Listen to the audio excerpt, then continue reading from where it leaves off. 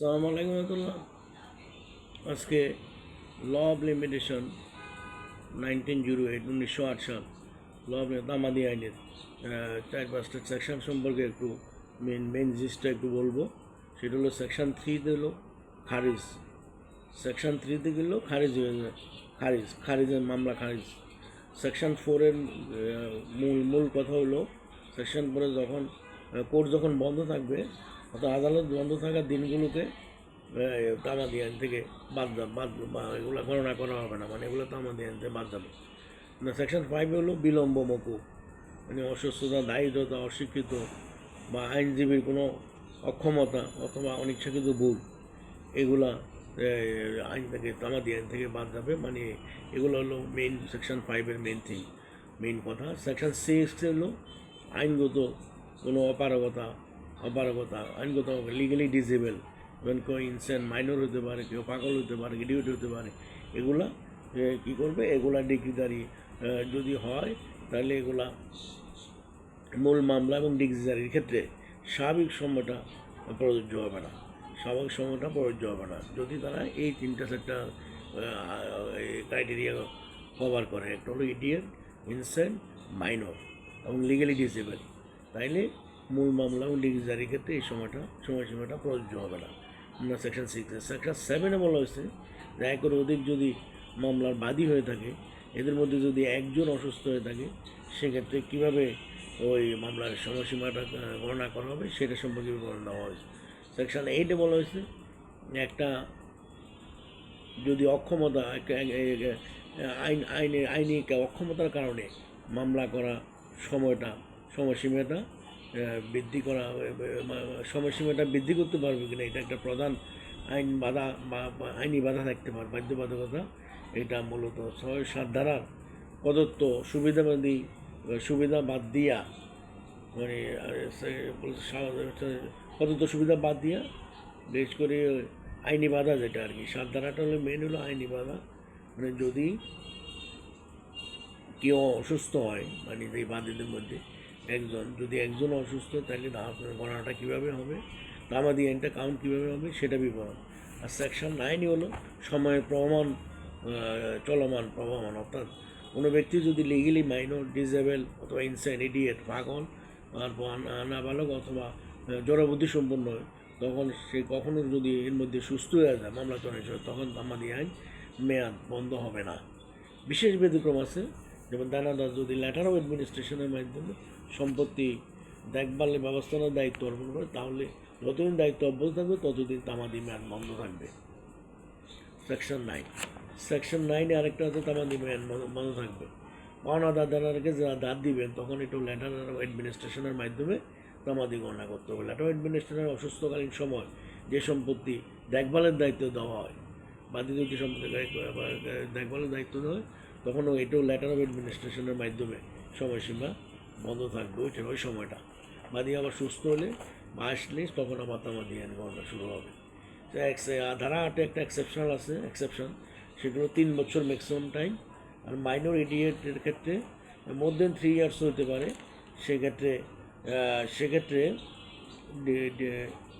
Deduction হবে পরে, মানে 3 বছর হবে অথবা মানে 3 দিনের অধিক হইলে, এক্সেপশানে হলে বেশি সময় থাকলে সেটা ডিডাকশান এর পরে ওই যেটা বাদী যেটা থাকবে সেটা হবে। মানে যেমন 3 বছর বাদ যায়, যেমন কেউ যদি একটা সময় 3 বছর দিল, তখন কিন্তু তার আছে 12 বছর টাইম, ওই 3 বছর বাদ দিয়ে বাকি সময়টা কাউন্ট করা হবে এখানে। এটা এক্সেপশন। সেখানে 9-এ হলো যে যদি কেউ এটা টাকা সংক্রান্ত ব্যাপার, 11 জানুয়ারি 1 তারিখ 2026 টাকা নিল, ফেরত দেওয়ার কথা 30/6/2026 6 মাস পরে, আচ্ছা 1 লক্ষ টাকা ফেরত দিবে। কিন্তু টাকা না ফেরত দিয়ে সে মামলা করবে যদি এই সময়ের মধ্যে মামলা করতে হবে, 1 মাস সময়ের মধ্যে, এটা সময়ের মধ্যে মামলা করতে হবে, মূল সময় করতে হবে, মূল সময়ের মধ্যে। অর্ডার 7 রুল 11 মামলা খারিজ হয়ে যাবে। মামলা খারিজ হওয়ার কারণ হলো মামলা উদ্বুদ্ধ সময়ের মধ্যে যদি না করে, সময় মতো না করে, কোর্ট ফি যদি দেওয়া না হয় ঠিক মতো, এগুলোর কারণে মামলা খারিজ হয়। প্রথম মামলা খারিজ হলো নির্দিষ্ট সময়ের মধ্যে যদি মামলা না করে, মামলার কজ অফ অ্যাকশন যদি না থাকে, কোর্টটি দেওয়া না হয় সেসব ক্ষেত্রে মামলা যদি সত্য ও যে কোর্টে দেওয়ার কথা সে কোর্টে না দিয়ে অন্য কোর্টে যদি দেয় সেক্ষেত্রেও মামলা খারিজ হবে, অন্য কোর্টে রিটার্ন করে দিবে অন্য কোর্টে দেওয়ার জন্য। এছাড়া তাছাড়া আরও দুটো কারণে মামলা খারিজ হয়।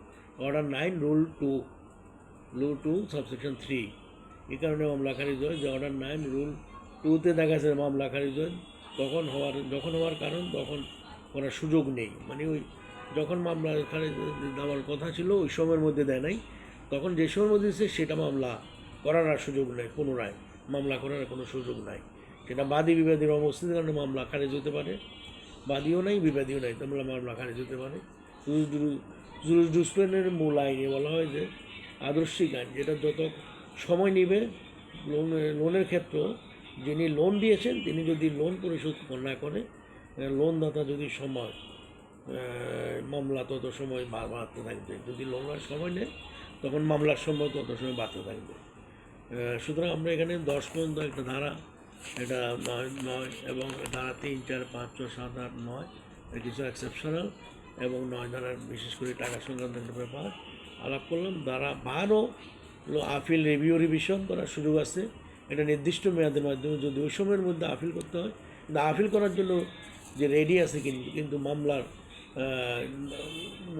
নলে দিতে মামলার এই দিতে দেরি হয়, মামলার দেরি হয়, তখন কোর্টের ডিলের কারণে যদি মামলা করা দেরি হয় সেক্ষেত্রে ওই টাইমটা কোর্টের ডিলে করানো হয়, তখন সেটা বাদ যাবে, গণনা শুরু হবে, সেখানটা বাদ দিয়া সরকারের ছুটি, কোর্টের তারপরেও কোনো কোর্ট বন্ধ অথবা এগুলোর কারণে যদি আপিল সংশোধন কারণে ডিলে হয়